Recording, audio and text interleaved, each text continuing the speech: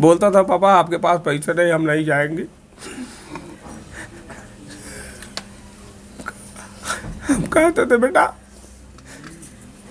पैसे की चिंता मत करो, हम कहीं से ला के देंगे, तुम जाओ, तुम खेलो। बस हमारा इकलौता बेटा था, वो चला गया। हम क्या चाहेंगे?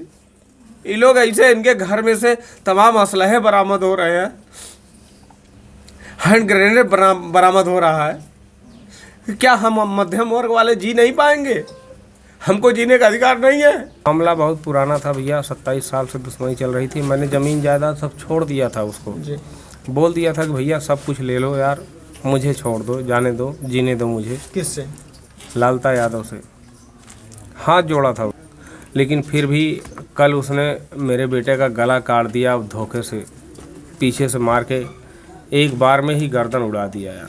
मैं क्या बोलूं, समझ में नहीं आ रहा। इसके पहले कभी विवाद हुआ था आप लोगों से उसके बीच? बहुत बार विवाद हुआ और मैंने समझौता भी कर लिया था कि भैया तुम ज़मीन ले लो, और ये पीछे का पूरा ज़मीन हमारा था। हमने इस तरफ का घर बनवा लिया कि भैया तुम ले लो यार, छोड़ो जाने दो, हम पीछे कर दे रहे हैं, तुम ले लो।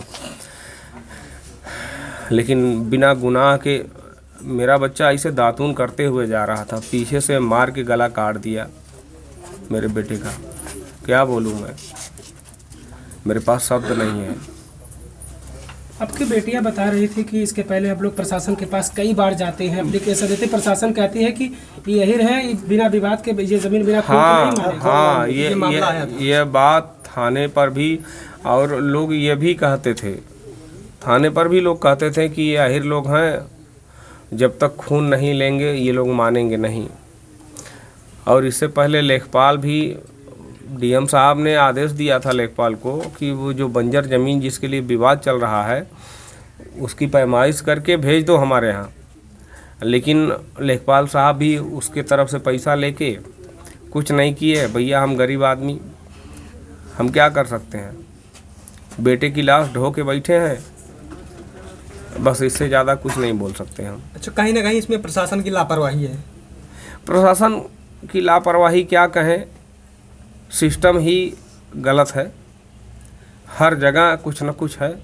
उसका बेटा एसआई है, सब इंस्पेक्टर है, कहीं पोस्टेड है, वहाँ से वो अपना पैरवी करता है और यहाँ से हम लोग मारे जाते हैं। एक मध्यम वर्ग का आदमी किसी तरह से अपना जीवन यापन कर रहा है, उसकी सारी ज़मीन जायदाद हड़प कर लो, मुकदमा करो, उसके बाद उसको मार डालो।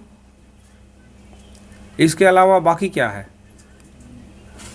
ये भी बातें सामने आ रही है कि आपका बेटा अनुराग जो था वो बड़ा होनहार था, ताइक्वांडो में मेडल भी जीत चुका था। इन लोगों को ये बात खलती थी जी, इंटरनेशनल खेला था वो, अभी वो स्टेट लेवल खेलने वाला था, उसका टूर्नामेंट था, गोल्ड लेके आता था, सिल्वर लेके आता था। बोलता था पापा आपके पास पैसे नहीं, हम नहीं जाएंगे। हम कहते थे बेटा पैसे की चिंता मत करो, हम कहीं से ला के देंगे, तुम जाओ, तुम खेलो। बस बंद करो भैया, अब नहीं बोलेंगे। अच्छा, अब आप क्या चाहते हैं? सरकार से क्या चाहते हैं? क्या चाहेंगे? आप लोग नहीं जानते हैं सरकार से क्या चाहेंगे हम? आप लोग नहीं जानते हैं, हमारा इकलौता बेटा था, वो चला गया। हम क्या चाहेंगे?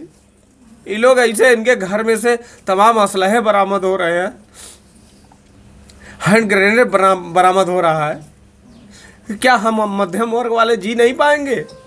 हमको जीने का अधिकार नहीं है? जिसके पास पैसा है वो सबको मार डालेगा।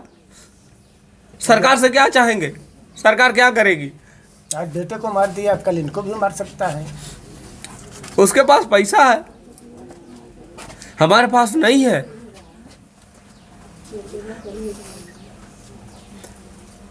हम मिडिल क्लास के आदमी, हम लोग अपनी रोजी रोटी के लिए मरते हैं, अपने बीवी बच्चों के लिए मरते हैं।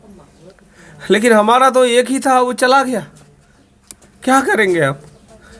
कुछ नहीं चाह। मैं कल रात को आया हूँ, अपने बेटे को मुखाग्नि दिया हूँ और तब से घर पे बैठा हूँ। मुझे कुछ पता नहीं क्या हो रहा है क्या नहीं हो रहा है।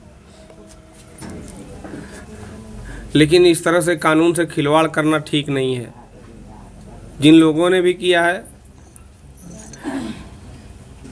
अब कानून क्या करता है मुझे नहीं मालूम, लेकिन हाँ एक चीज़ मालूम है, उसके पास पैसा है और वो पैसे के दम पे मजबूर आदमी को दबाएगा और मुझको भी मारेगा, और मार देगा तो अच्छा ही होगा। क्या करेंगे हम जी के? अब हमारा इकलौता बेटा था, अकेला था, चला गया। जिंदगी कोई उद्देश्य नहीं रह गया।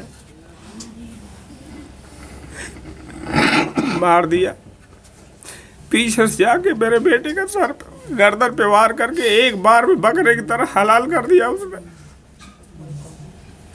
एक बार में हलाल कर दिया। अब मैं घर पे था नहीं, दातून करते हुए इधर से निकल रहा था, वही घात लगा के बैठा था। एक बार में मारा पीछे से जाके, मेरे बेटे का गर्दन अलग कर दिया।